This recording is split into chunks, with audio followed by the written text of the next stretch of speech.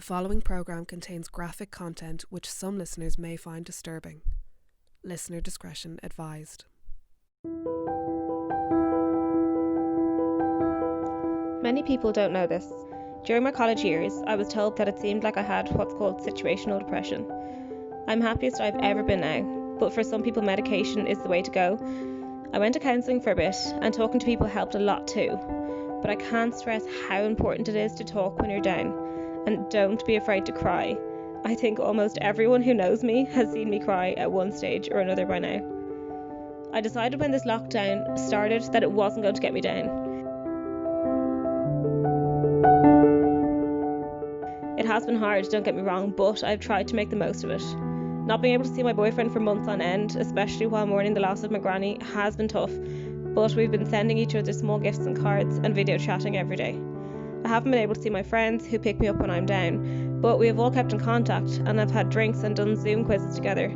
They've been amazing, my friends, sending gifts, flowers, wine, chocolates. I'm a very lucky lady.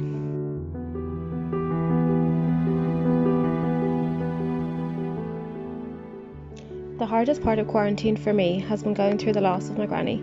She was an amazing wife, mother, grandmother, sister, aunt, cousin, chef, baker, seamstress, reader.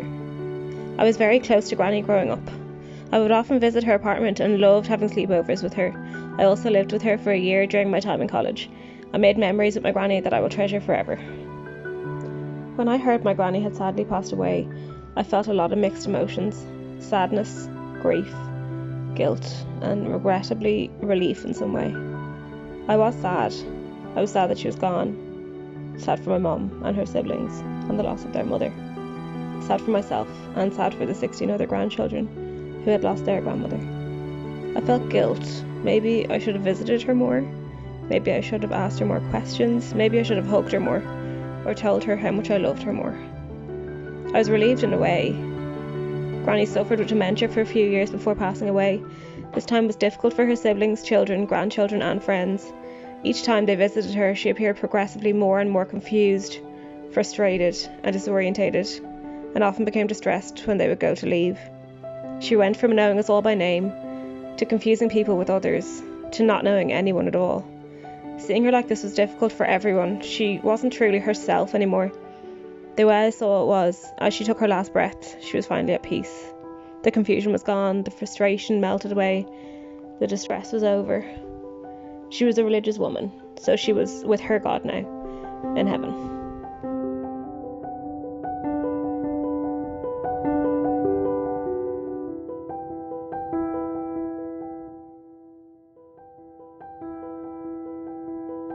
Yeah, losing someone during quarantine was definitely more difficult than losing someone during any other normal time. Granny's children were extremely grateful for the nursing home she was in, that they called when they did. Her 5 children were able to say their final goodbyes before she slipped away peacefully, but nothing about it was normal. They each had to go in one at a time, while the others waited not just outside the room, but outside the building. They wore gloves and masks. They couldn't touch her.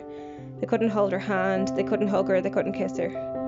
Us cousins couldn't grieve together. Myself and 2 of my cousins, who were of a similar age to me, could only text each other as a means of communication, consoling each other through a screen instead of hugs. I'm so grateful that I had the support of my immediate family during this time. The 6 of us, who were all under the one roof, could mourn together, have a cry, and recall fond memories we had of our granny. Not being able to attend Granny's funeral was awful. Only 10 people were allowed into the church, her 5 children and their partners. While we watched the coffin being brought into the church, 14 of us, her grandchildren, stood outside. As the wooden doors of the church closed, we were all left in silence, and we retreated to our respective family cars to watch our Granny Biddy's funeral on a small phone screen. We should have all been a part of it, bringing up gifts, saying prayers on the altar, grieving as a family unit.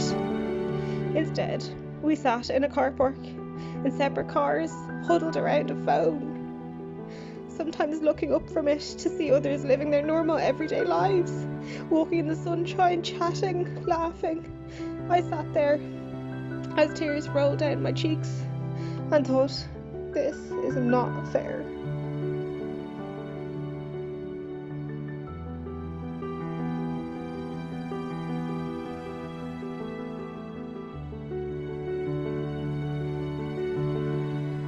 Julie, Granny here. Happy birthday, sweetheart. We miss you a lot. And you're having great fun and great money. Load it up. We all need it back home here.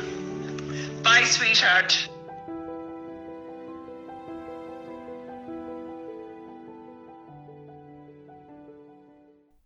If you've been affected by any issues raised by this programme, free fund the Samaritans on 116 123.